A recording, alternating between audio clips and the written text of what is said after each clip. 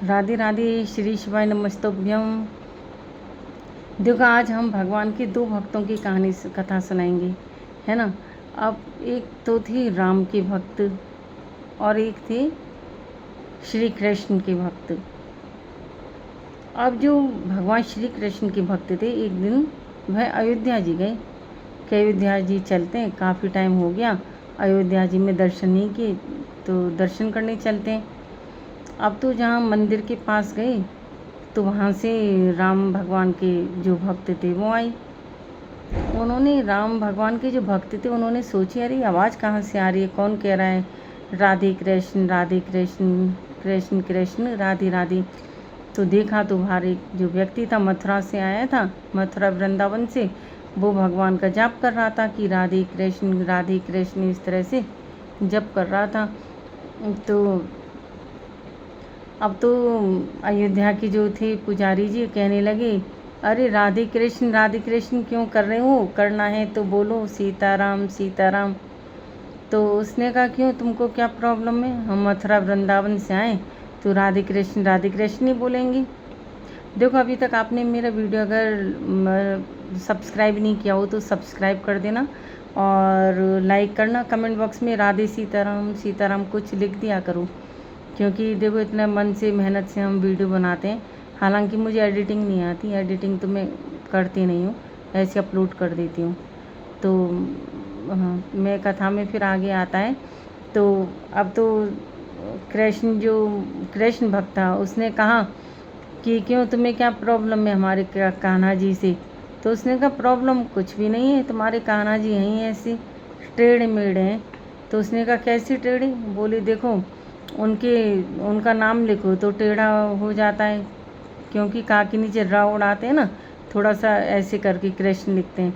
उसने कहा, देखो वृंदावन में उसमें भी टेढ़ापन आ रहा है, क्योंकि वृंदावन में भी थोड़ा सा ऐसे जैसे ट होता है ना, ऐसे करके रा का वो ध्वनि होती है, ऐसे कर उठाना पड़ता है, तो वृंदावन लिखना पड़ता है मतलब।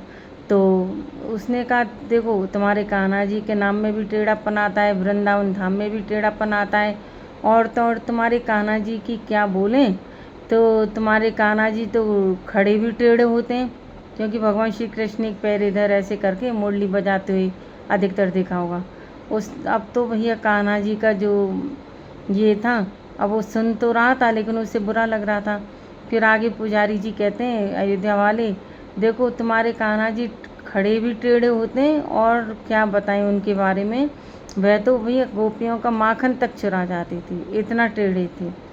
अब तो भैया कान्हा जी के भक्त देखो, कोई कोई किसी का ब्रेन वॉश कर देता है, तो ये लगता है हाँ कहीं कोई किसी में कोई कितना भी अच्छा व्यक्ति हो, लेकिन कोई इसकी बुराई कर कर के, बहुतों में देखो बुराई की इतनी टेक्निक होती है, कोई इंसान कितना भी अच्छा हो उसकी इस तरह से बुराइयां करते हैं भैया, जैसे पता नहीं वो विलेन है क्या है। अब कान्हा जी की वो बुराई कर रहा है, कान्हा और राम और श्याम तो एक ही हैं। देखो जब त्रेता युग था, जैसे हमारे 4 युग हैं, तो त्रेता युग में भगवान श्री राम बन के आए थे, विष्णु भगवान जो हैं, और द्वापर युग में कान्हा जी बन कर आए थे, लेकिन फिर भी वो बुराई करता जा रहा था। तो उसने कहा कि अब उसको लगा कि हाँ मेरे कान्हा जी तो भाई इतने काफ़ी चीज़ें इसने बता दी, अब तो मैं, वो आया गुस्से में वृंदावन, और कान्हा जी के मंदिर में जाके बोला, लो अपना ये लकुटी कमंडल और ये सब, और मुझे नहीं अब तुम्हारी पूजा करनी, तुम्हारा तो नाम में भी टेढ़ापन आ रहा है, धाम में भी टेढ़ापन आ रहा है, तुम टेढ़े खड़े होते हो, और तुमने माखन मिश्री भी चुरा चुरा के खाया, गोपियों का माखन खाया चुरा के। अब मुझे तुम्हारी पूजा नहीं करनी, मैं तो भगवान श्री राम का भक्त बनूंगा, मैं जा रहा हूँ अयोध्या में। अब तो कान्हा जी को बड़ी हंसी आई, अब वो प्रकट हो गए। उसने कहा, देख तू भाई राम जी अयोध्या मत जा, तू मेरी भक्ति कर। उसने कहा, नहीं अब मैं तुम्हारी भक्ति बिल्कुल नहीं करूँगा।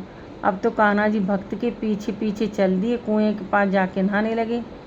अब उन्होंने एक बाल्टी डाली तो उससे कहा, अपने भक्ति से जा थोड़ी एक सराई ले आना लोहे की, बाल्टी तो मेरी डूब गई कुएं में, इसको निकालना है। अब तो वो लोहे की सराई ले आया,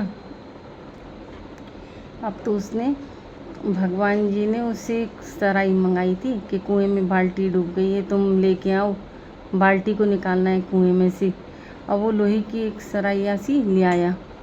तो जब सरैया ले आए तो भगवान उसमें से बाल्टी को निकालने लगे, लोहे की जो सराई सी होती है।